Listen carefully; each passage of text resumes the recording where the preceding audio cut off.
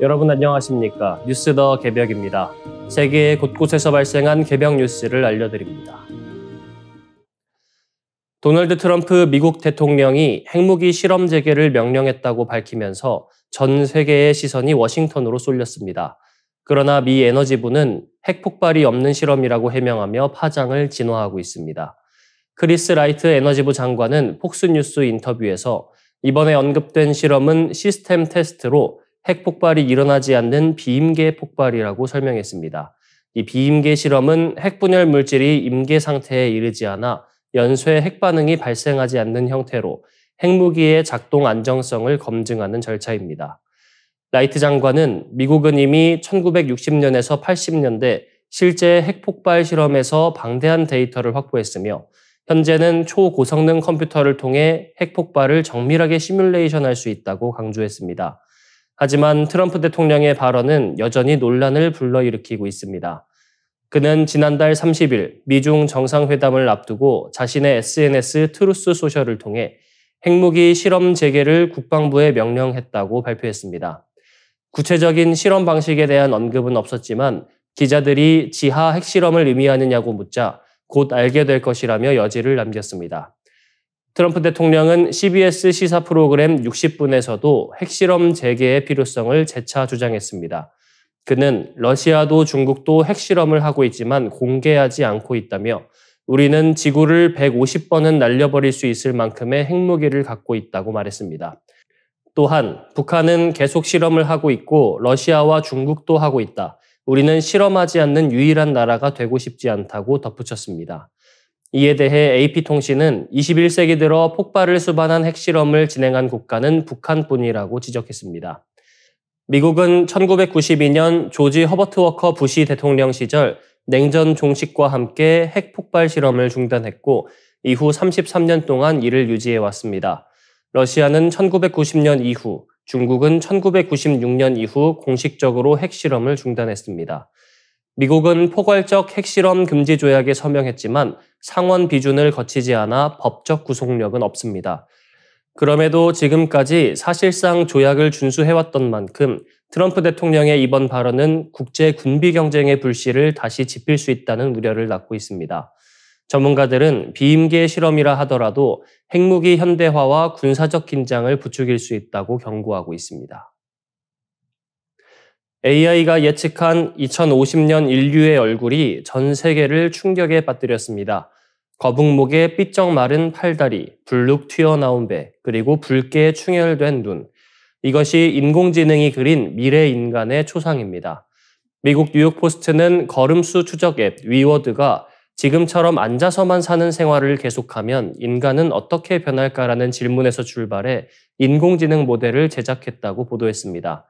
위워드는 세계보건기구와 미국 질병통제예방센터의 데이터를 챗GPT에 입력해 결과를 시각화했고 그 모델에 샘이라는 이름을 붙였습니다.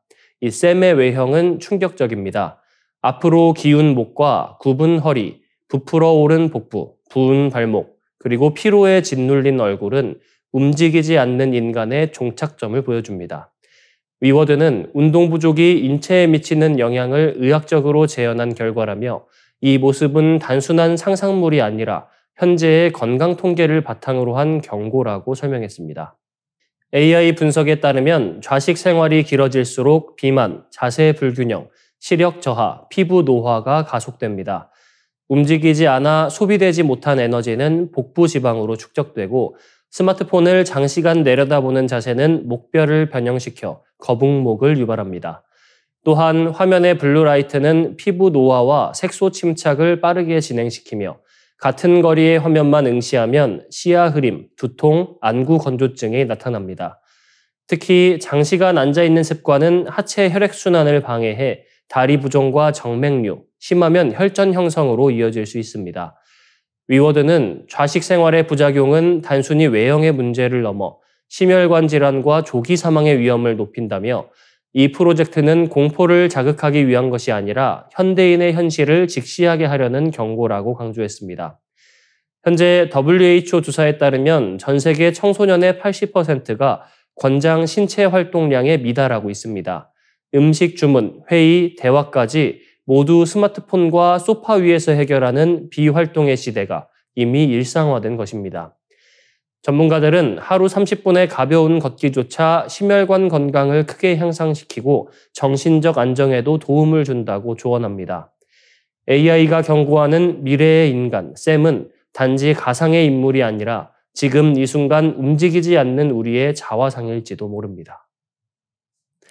중국이 바다와 멀리 떨어진 간수성 고비 사막에서 세계 최초로 토륨 용융염 원자로 실험에 성공했습니다. 중국 과학원은 지난 1일 토륨을 용융염 원자로에 주입해 핵 분열성 우라늄 233을 생성하는 데 성공했다고 밝혔습니다. 기존 서방 국가들이 기술적 한계로 중단했던 4세대 첨단 원자력 기술을 중국이 완성 단계로 끌어올린 셈입니다. 이번에 사용된 토륨 용융염 원자로는 해결류를 고온의 액체 소금에 녹여 발전을 일으키는 방식입니다. 냉각제로 물을 쓰는 기존 원전과 달리 고온에서도 안정적인 용융염이 냉각제 역할을 하므로 냉각수를 공급할 바다가 필요 없습니다. 즉 내륙 사막 한가운데에서도 안정적인 운용이 가능한 원전이 된 것입니다. 토륨은 은백색의 자연 방사성 금속으로 중국에 매우 풍부합니다. 중국은 28만 6천 톤을 보유해 인도에 이어 세계 2위 수준이며 이론상 1000년 이상 사용할 수 있다고 합니다. 토륨은 스스로 핵분열을 일으키지 못하지만 중성자 폭격을 통해 우라늄 233으로 변환될 수 있습니다.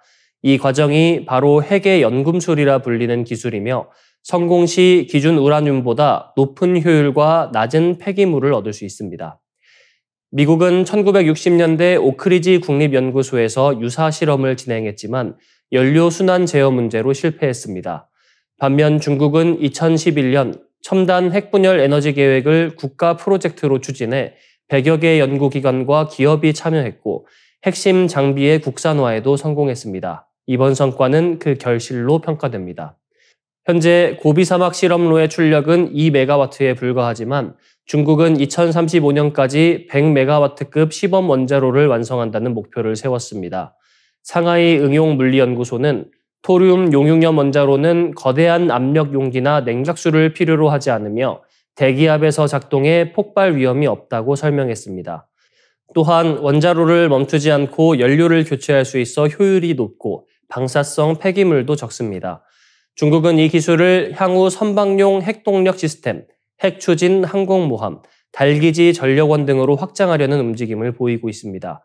실제로 국영장난조선소는 2023년 용융염 원자로를 탑재한 핵동력 컨테이너선을 설계했습니다. 전문가들은 물 없는 원전 시대의 시작이라며 냉각수 중심이던 원전 패러다임이 고온 액체 연료 중심으로 이동할 것이라고 전망했습니다. 러시아와 우크라이나가 겨울을 앞두고 에너지 전쟁의 강도를 높이고 있습니다. 양국 모두 상대방의 발전소, 정유시설, 전력망을 연일 폭격하며 전면적인 정전 공세에 나선 것입니다. 우크라이나군은 2일 러시아 서부 흑해 연안의 크라스노다르 투합세 석유 항만과 정유시설을 드론으로 공격했다고 발표했습니다. 항구 부두와 유조선의 불길이 번지는 영상이 사회 관계망에 확산됐고 러시아 지방정부도 드론 파편이 유조선과 부두를 손상시켜 화재가 발생했다고 인정했습니다. 투합세 남쪽의 소치공항은 일시적으로 항공기 운항을 중단했습니다. 투합세는 러시아의 주요 원유 수출항으로 중국과 말레이시아, 싱가포르, 튀르키예로 석유를 실어 나릅니다. 우크라이나군은 공격 당시 그림자 선단 소속 유조선 3척이 정박 중이었다고 주장했습니다.